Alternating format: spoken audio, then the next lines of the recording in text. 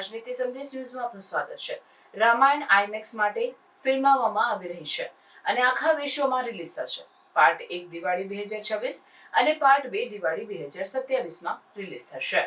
5000 વર્ષ પહેલાનું પૃષ્ઠભૂમિ ધરાવતું અને વિશ્વભરના 2.5 અબજ લોકો માટે પવિત્ર માનવામાં આવતું નમિત મલ્હોત્રાની રામાયણ 2 ભાગોમાં બનેલો લાઇવ એક્શન સિનેમેટિક યુનિવર્સ છે, જે અત્યાર સુધીના સૌથી મોટા ફિલ્મ પ્રોજેક્ટના સ્તર પર કાલ્પનિક કરવામાં આવ્યો છે. આ ફિલ્મ પ્રથમવાર હોલિવૂડ અને ભારતના દિગ્ગજ પ્રતિભાઓને સાથે લાવે છે.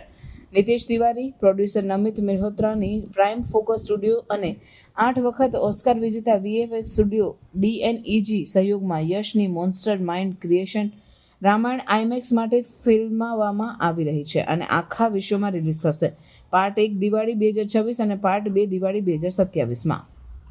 3 જુલાઈ 2025 વિશ્વની સૌથી મહત્વાકાંક્ષી સિનેમેટિક ઘટના પાછળના સર્જકો દ્વારા રામાયણ ધ ઇન્ટ્રોડક્શન લોન્ચ કરીને રામાયણના મહાવિશ્વનું અનાવરણ થયું, જે રામ અને રાવણ વચ્ચેની શાશ્વત લડાઈ માટે નાટ્ય મંચ તૈયાર કરે છે. આ લોન્ચ વિશ્વવ્યાપી રહ્યો. ભારતના 9 શહેરોમાં ફેન સ્ક્રીનિંગ અને ન્યૂયોર્કના ટાઇમ્સ સ્ક્વેરમાં વિશાળ બિલબોર્ડ ટેકઓવર. વિઝનરી નિર્માતા અને પ્રોડ્યુસર નમિત મલ્હોત્રાની આગેવાની હેઠળ રામાયણ ઓસ્કાર વિજેતા ટેકનિશિયન, હોલિવૂડના શ્રેષ્ઠ ક્રિએટર્સ અને ભારતના સર્વોચ્ચ કલાકારોને જોડે છે. ભારતીય સંસ્કૃતિમાં ઊંડે વેરાયેલું પણ વિશ્વ માટે બનાવાયેલું આ સાગા આધુનિક સિનેમેટિક યુનિવર્સના રૂપમાં પુનઃકલ્પિત થયું છે.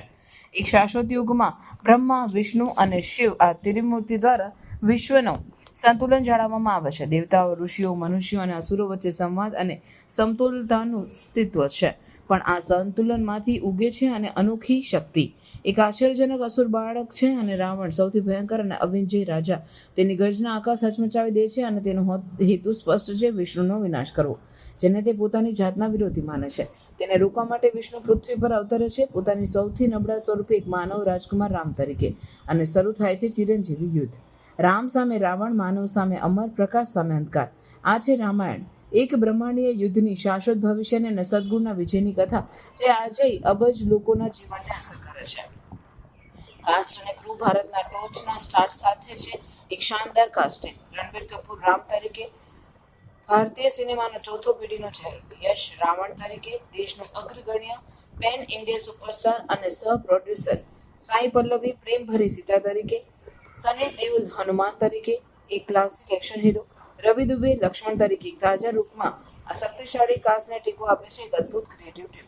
પ્રથમ વખત ઓસ્કાર વિજેતા હાન્સ ઝિમર અને AR રહેમાન સાથે મળીને ફિલ્મ માટે નવી સિનેમેટિક ધૂન બનાવે છે. હોલિવૂડના ટોચના સ્ટન્ટ ડિરેક્ટર્સ ટેરી નોટરી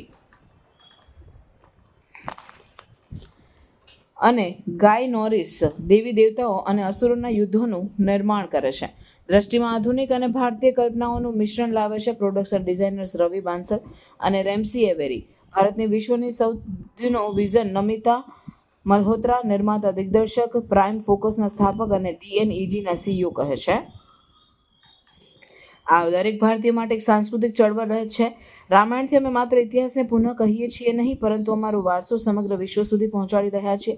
વૈશ્વિક શ્રેષ્ઠ પ્રતિભાને સાથે લાવવાને કારણે આપણે આ વાર્તાને એ મૂલ્ય, ભાવના અને ટેકનોલોજીથી કહી શકીએ છીએ જે તે લાયક છે.